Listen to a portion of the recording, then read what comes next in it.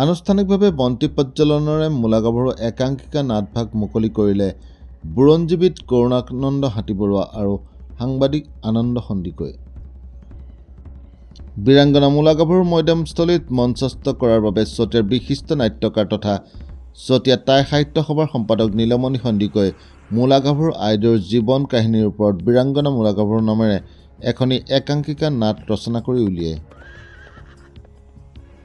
চতিয়াৰ জ্ঞানভাৰতী পাব্লিক স্কুলত এখনি সভা অনুষ্ঠিত কৰি আনুষ্ঠানিকভাৱে একাংকিকা নাটভাগ মুকলি কৰা হয়। অসম বুৰঞ্জী পাতৰ এগৰাকী মহিয়সী যোদ্ধা বীৰাংগনা মূলাগাভৰু। আহোম বুৰঞ্জীৰ ইতিহাসৰ পাতৰ আন এক গৌৰৱোজ্জ্বল অধ্যায় মূলাগাভৰুৰ দেশপ্ৰেম আৰু নিজ স্বামীৰ প্ৰতি থকা প্ৰেম। ইতিহাসে কয় স্বামীৰ হত্যাকাৰী প্ৰতিশোধ লোৱাৰ প্ৰতিজ্ঞাৰে ফ্ৰাছেংমুখ বৰগোহাঁইৰ পত্নী মূলাগাভৰুৱে নিজে ঘোঁৰাত উঠি তুৰ্বকৰ লগত ৰণত নামিছিল। বীৰাংগনাগৰাকীয়ে তুৰ্বকৰ সৈন্যবাহিনীয়েও তবক মানিছিল বীৰাংগনাৰ ৰণকৌশল আৰু সাহসিকতাৰ।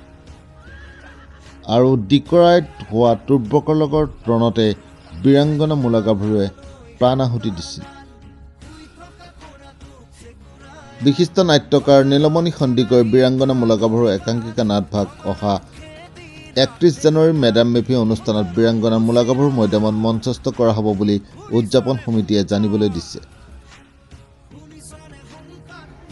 অসমীয়া বোৱাৰী অসমৰে সন্তান বীৰাংগনা মূলাগাভৰু। তেনেকুৱা মহিলাসকলৰ কথা যদি আমি চাওঁ ইতিহাসৰ পাতত, তেতিয়া চাওঁ যে প্ৰাচীন কালৰ পৰা আমাৰ প্ৰাচীন ইতিহাসসমূহৰ মাজত আমি দেখা পাওঁ যে কুৰংগ নয়নী এগৰাকী ৰমণী। তেনেধৰণৰ মনুমতী বা পুৰণা তেনেকুৱা আমাৰ যিসকল বীৰাংগনা আছে তেখেতসকলৰ মাজত যদি চাওঁ সতী জয়মতী, তাই এইসকলৰ উপৰিও ভাৰতবৰ্ষৰ আমি প্ৰেক্ষাপটত আমি বুৰঞ্জীত দেখা পাওঁ ঝান্সীৰ ৰাণী লক্ষ্মীবাই। তেখেতক দেখা আচৰিত কথা, বৰ আশ্চৰ্যজনক কথা যে বীৰাংগনা মূলাগাভৰুৰ যিটো সময় সেইটো অতি প্ৰাচীন সময়।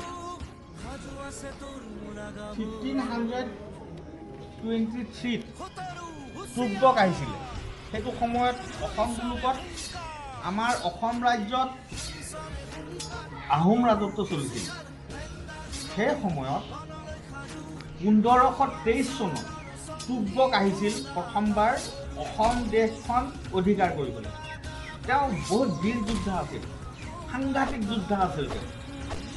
তেওঁলোক আহিছিল ব্ৰহ্মপুত্ৰৰ দক্ষিণ পাৰে কলিয়াবৰলৈকে আহিল। আৰু সেইখন যুদ্ধ তেওঁলোকে যেতিয়া কৰিবলৈ আহিল, লগত পদাতিক বহুত সেনা আহিছে, অশ্বাৰোহী সেনা আহিছে আৰু লগত বহুত সৈন্য লৈ পেলাই আহিছে।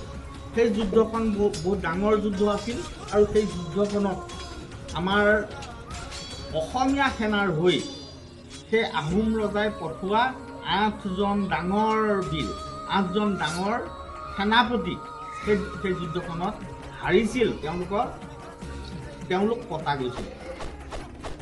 তাৰ মাজৰ এজন আছিল ফ্ৰাছেংমুখ বৰগোহাঁই। সেই ফ্ৰাছেংমুখ বৰগোহাঁই যেতিয়া যুদ্ধলৈ আহিছিল, তেতিয়া আমি সকলোৱে জানো যে সেই সময়ত যুদ্ধলৈ আহিলে তেখেতৰ পত্নীয়ে একে ৰাতিতে বৈ কাটি এখন কবচ কাপোৰ দিব লাগে। একে ৰাতিতে সূতা কাটিব লাগে, সেই ৰাতিতে তাঁত বাতি কৰিব লাগে আৰু ৰাতিয়েই তেওঁ বৈ কাটি সেইখন কাপোৰ, এখন কবচ কাপোৰ, সেই কবচ কাপোৰখন গাত পিন্ধি সেই মানুহজন যুদ্ধলৈ গৈছিল। সেই কবচ কাপোৰখন সেইটো সময়ত ফ্ৰাছেংমুখ বৰগোহাঁই যিগৰাকী পৰিবাৰ, তেওঁৰ নাম আচলতে মূলাগাভৰু। তেওঁ সেইটো সময়ত দিব নোৱাৰিছিল। মাহেকীয়া অসুবিধাৰ কাৰণে মাইকী মানুহে সেইটো সময়ত বিশ্ৰাম লয় বা তেনে সৎ কাম নকৰে, পবিত্ৰ কাম নকৰে, সেইকাৰণে দিব নোৱাৰিছিল। আৰু নোৱাৰাৰ কাৰণে মৃত্যু হৈছে বুলি মূলাগাভৰুৱে ধৰিছিল। আৰু সেই যুদ্ধখন তাতে বহুত অসমীয়া সেনা মৰিছিল। সদলবলৈ আহিল তেওঁলোকৰ গাত বহুত বল লৈ আহিল তেওঁলোকৰ শক্তি লৈ আহিল তেওঁলোকে অশ্বাৰোহী সেনা হাতীৰে যুদ্ধ কৰা সেনা বা তেনেকৈ পদাতিক খোজকাঢ়ি অহা সেনা এই গোটেই সকলোখিনি সেনা লৈ তেওঁলোকে ভৰলী নদী পাৰ হ'ল ব্ৰহ্মপুত্ৰৰ এইবাৰ উত্তৰ পাৰে আহিল আগৰবাৰ দক্ষিণ পাৰে আহিছিল এইবাৰ উত্তৰ পাৰে আহিল আহি ঘিলাধাৰী দিকৰাই নদীৰ কাষত তেওঁলোকে কোচ মাৰিল আৰু ইতিমধ্যে সেইটো সময়ত আহোম ৰজা চুহুংমুং দিহিঙীয়া ৰজাই সেই খবৰটো পাই তৎক্ষণাত ইয়ালৈ সসৈন্যে সেনা ইয়ালৈ নিয়োগ কৰিলে সেইখন বহুত ডাঙৰ যুদ্ধ হৈছিল আৰু সেই যুদ্ধখনত কনচেং বৰপাত্ৰ গোহাঁই সেই যুদ্ধখনৰ সেনাপতি আছিল আৰু সেই যুদ্ধখনত লগত আহিছিলে তনখাম মানে মূলা গাভৰুৰ ল'ৰা তনখাম আনকি মূলা গাভৰুৰ ছোৱালীজনীও আহিছিল তেওঁৰ নাম আছিলে খামপাত গাভৰু তাজি আমাৰ নাট্যকাৰে উল্লেখ কৰিছে খামপাত গাভৰু সকলো বীৰ যোদ্ধা এই গোটেই আৰু লগত অজস্ৰ সেনানী এই সকলো লৈ আহি দিকৰাই নদীৰ কাষত তয়াময়া ৰণ লাগিল তয়াময়া সেই যিখন ৰণ লাগিল সেই ৰণখনৰ কথা পদ্মনাথ গোহাঁই বৰুৱাৰ বুৰঞ্জীত আছে যে আহোম সেনা অসমীয়া সেনাৰ বল বীৰ্য দেখি তুৰ্বক সেনাই ভয় খাই গৈছিল কি হ'ব বুলি ভয় খাই গৈছিল আৰু সেই যুদ্ধখন এনেকুৱা আছিল মূলা গাভৰু অতিকৈ পাৰ্গত আছিল তেওঁ যিহেতু ৰজাৰ ভনীয়েক চুহুংমুং দিহিঙীয়া ৰজাৰ ভনীয়েক আৰু তেওঁ আছিলে ফাৰ্চেংমুং বৰগোহাঁইৰ পত্নী আৰু তেওঁ ৰজাঘৰীয়া মানুহ বিচক্ষণ আছিল তেওঁ প্ৰশিক্ষণ লৈছিল যুদ্ধ কেনেকৈ কৰিব লাগে আৰু অকলে অহা নাছিল লগত মহিলাৰ সৈন্য দল লৈ আহিছিল আৰু তেওঁলোকে যি যুদ্ধ প্ৰদৰ্শন কৰিলে ইয়াত যুদ্ধ দেখুৱালে সাহসিকতা দেখুৱালে বহুত মোগলৰ সেই সময়ত ডিঙি কটা গৈছিল সেই যুদ্ধখনত আৰু শেষত অন্যায়ভাৱে পিছফালৰ পৰা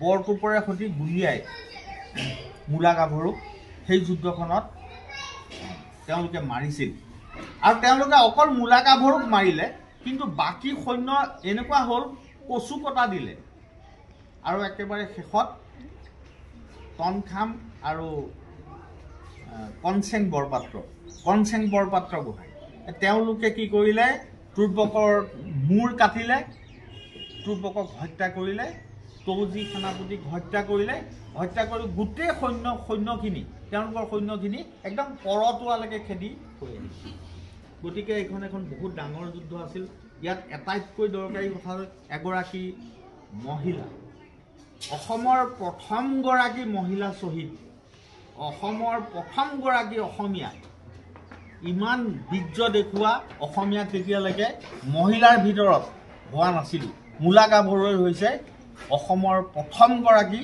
মহিলা যি স্বদেশৰ বাবে যি স্বজাতিৰ বাবে যি মহিলাৰ স্বাভিমান প্ৰদৰ্শন কৰি আমাৰ দেশক ৰাখি থৈ গৈছে তুৰ্বকৰ দৰে মহাপৰাক্ৰমী বীৰক হত্যাৰ অংশগ্ৰহণ কৰিছে আৰু সেই যুদ্ধখন ইয়াতে হ'ল আৰু পৰৱৰ্তী সময়ত সেই মূলা গাভৰু বাইদেউক আমাৰ চতিয়াৰ চলাহোলা গাঁৱৰ ৯২ নম্বৰ দাগত ইয়াতে কি কৰিলে মৈদাম দিয়া মানে আগৰ ৰজাঘৰীয়া নিয়ম মতে শটো পুৰি নেপেলাইছিল শটো সসন্মানে নিয়ম নীতিৰে সৈতে পূজা পাতল কৰি সেইটো কি কৰে মাটিৰে সৈতে ঢাকি থয় আৰু বীৰাংগনা মূলা গাভৰু মৈদামটো আমি চাবলগীয়া এই মূলা গাভৰু আইদেউৰ কথা সকলো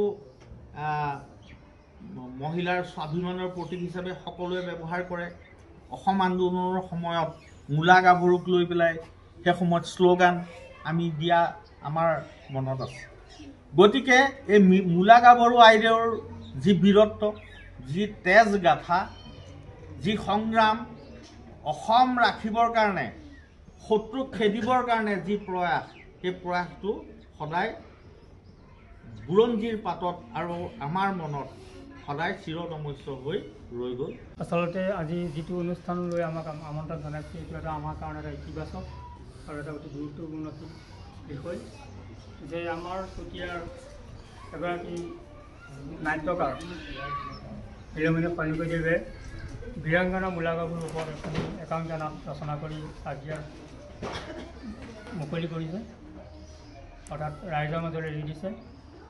গতিকে ই আমাৰ কাৰণে চুতীয়াবাসীৰ কাৰণে এটা গৌৰৱৰ বিষয় আৰু আমি সকলোৱে আদৰি ল'ব লাগিব। এই বীৰাংগনা মূলা গাভৰু নাটভাগ যেতিয়া ৰচনা কৰিছিলোঁ আজি 2 বছৰ আগত, যেতিয়া মই মূলা গাভৰু মৈদাম ভাগলৈ গৈছিলোঁ তেতিয়া মেডাম এপিত, তেতিয়াই মই ভাবিছিলোঁ যে মূলা গাভৰু বীৰাংগনা মূলা গাভৰুৰ বিষয়ে এখন নাট ৰচনা কৰিম। তেতিয়া মই নাটভাগ ঘৰত আহি লিখি আছিলোঁ আৰু মোক বিশেষভাৱে সহায় কৰিছিলে বিশ্বনাথ মহাবিদ্যালয় বুৰঞ্জীবিদ নিত্যানন্দ গগৈদেৱে আৰু আমাৰ অসমীয়া বিভাগৰ মুখ্য প্ৰবক্তা লোহিত চন্দ্ৰ মালাকাৰ ছাৰে। তেনেকৈয়ে মোৰ নাটখন 2 বছৰ পৰি থাকিলে। তাৰ 2 মাহমানৰ আগতে আমাৰ শ্ৰীযুত মুকুল হাতীবৰুৱাদেৱ আমাৰ ঘৰলৈ গৈছিলে।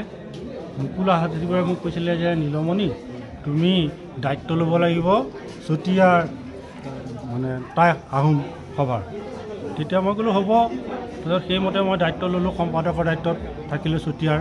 আমাৰ ভাইটি উত্তম নাথ তেওঁ সমল সমিতিৰ মুখ্য সম্পাদক হিচাপে আগৰ পৰা কাম কৰি আছে আৰু তেওঁ যথেষ্ট সহায় কৰিছে মোৰ ক্ষেত্ৰত। তাৰপিছত মুকুল হাতীবৰুৱা যেতিয়া আমাৰ ঘৰলৈ গ'ল, মই যেতিয়া প্ৰভাত গোস্বামীৰ কিতাপ এখন মোক দিলে খামপাত গাভৰু বুৰঞ্জীখন, সেইখনো পঢ়িলোঁ। আৰু মোৰ যেতিয়া গ্ৰেজুৱেশ্যন অসমীয়া বুৰঞ্জীত আছিলে আৰু সেয়েহে মই মালাকাৰ ছাৰৰ পৰা যথেষ্ট সহায় পালোঁ। আজি এই সুযোগতে মই প্ৰথমে নিতা গগৈ দেৱক আৰু মালাকাৰ ছাৰ মই সেৱা জনাইছোঁ আৰু মোৰ অগ্ৰজ দাদা শ্ৰীযুত মুকুল হাতীবৰুৱাকো আজি আপোনালোকৰ চেনেলৰ যোগেদি তেওঁক মই অশেষ ধন্যবাদ জ্ঞাপন কৰিছোঁ। আৰু মোৰ এটাই আশা, এই নাটভাগ যাতে চুতীয়াতে নহয় অসমৰ বিশ্বতে যাতে এটা নাম উজ্বলাই উঠায়, সেয়ে মই ভগৱানৰ ওচৰত কামনা কৰিছোঁ আৰু আপোনাৰ সবৰ ওচৰত মই সদায় সহায় সহযোগিতা কামনা কৰি মোৰ বক্তব্য সামৰণি মাৰিছোঁ।